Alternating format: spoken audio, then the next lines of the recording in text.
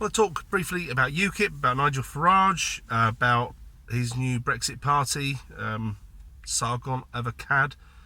And what triggered this really was I saw on Facebook an image, and just Google this, Nigel Farage high-fiving Jean-Claude Juncker. And there you see them in the European Parliament looking like they love each other, having a lovely high five. And it's almost like you just need a caption. Maybe we can have a little caption competition here. What would they be saying between each other? I mean, it's just, if you are slightly suspicious, as I am, about Farage now, you can't blame me for thinking that he's working for them now in a sort of, as a double agent. Yeah, he's a double agent, because he's doing everything he can to completely ruin UKIP. And he's making no secret of it, and he's politicking, and he's very good at it. And I used to like him, and now I really, really think he's a piece of shit. So anyway, have a look for that, see what you think. I saw the UKIP conference the other day. It was a bit of a farce because they just wanted to talk about rape tweets and Tommy Robinson, but they did manage to get a couple of things talked about with policy. But obviously they talked also about the Brexit party. Now, so there's a recent poll. Now, I saw this in the Mirror, and Jared Batten talked about this, where the Brexit party are polling very highly.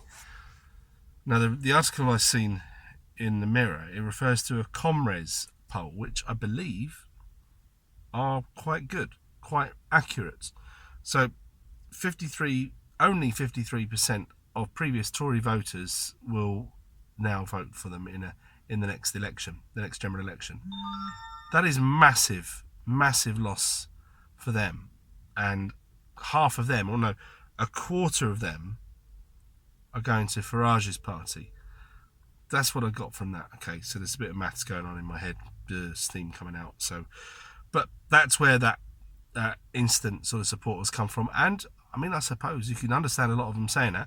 Whether or not Farage actually gets to the point where he's got a proper political party and he's able to actually have MPs standing, I don't know. When I listen to Gerald Batten, he seems confident that he won't. You know, that he hasn't even released a manifesto yet. He's saying he'll release a manifesto after the European MEP elections, which is a bit weird. But you could at least put something out, couldn't you, Farage? You could put at least some bullet points, a wish list of things you're looking to do.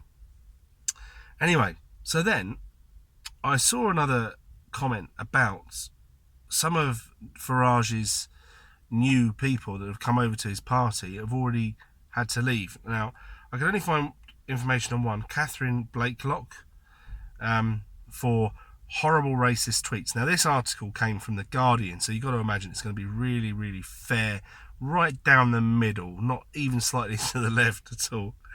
Okay, so really, I mean, it was going on about racist tweets. It was likening the sort of things that lead to the Christchurch attack. So, I mean, really, really going quite a long way. Wow, what on earth did this woman say? So she's retweeted, so I don't do Twitter, so I don't get it all, but she's retweeted a guy called Mark Collette et al., and he's involved with the BNP, and my understanding of the BNP is they are racist because you're not allowed to be a member of the BNP unless you're white. And when I remember listening to Nick Griffin interviewed someone, I know someone's going to put me right on this and say I'm talking bollocks, but I'm just my memory that he did say in an interview that he would be looking to repatriate people, even if they were like second generation or third generation, say Jamaican or Indian, Pakistani, whatever. So come on, that's a racist party. I don't really think we need to get too much into semantics of whether BNP are racist. So I'm assuming Mark Collette is a bit like that way. Certainly white supremacist. But some of the tweets that have come out, I'm not so sure whether these are all bad. I mean, referring to white genocide. Now, I've heard lefty professors in stateside talk. They want white genocide for Christmas. They want the end of their own race. They're allowed to say it, apparently. But if someone else refers to what's going on in Europe at the moment as white genocide, then they're bad. She put on there, one of the tweets said, Islam equals submission, which is a fact. That's what the word means. But I think she added to it, 2 male rapists, and I'm guessing what she means is submission to the grooming gang type, the Pakistani rapists. She retweeted Tommy Robinson. I mean, that is bad. You can't ever repeat him. So I'd be interested to see what those tweets were, but I don't think I've ever seen Tommy say anything racist ever. She tweeted, Islam is a non-democracy. That is factually accurate. It is incompatible with liberal democracy. That is factually accurate. And it's normal to be phobic about something that wants to kill you. Again, I agree. Something about Haiti being a shithole, which, okay, technically Haiti is a shithole. I think a lot of that is the responsibility lands at the hands of the Clintons and other NGOs that have been literally screwing that country over. And she said something about it being run by blacks. So I don't want to take it out of context, but that sounds a bit racist. It does. Another tweet about multiculturalism basically being code for the replacement of white indigenous Europeans. Yeah, I think a lot of people would go along with that. Anyway, so the Brexit party is the PC party. So yeah, they're about Brexit apparently. Leave means leave. That's the manifesto. We will leave. How, when, who's going to do it? We don't know yet because they haven't said. They just leave means leave.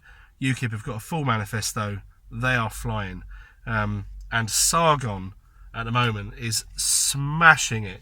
I've thoroughly enjoyed the way he talked to the media at the conference, and I've been watching his little interviews he's done. I think they're in Swindon over the last few days.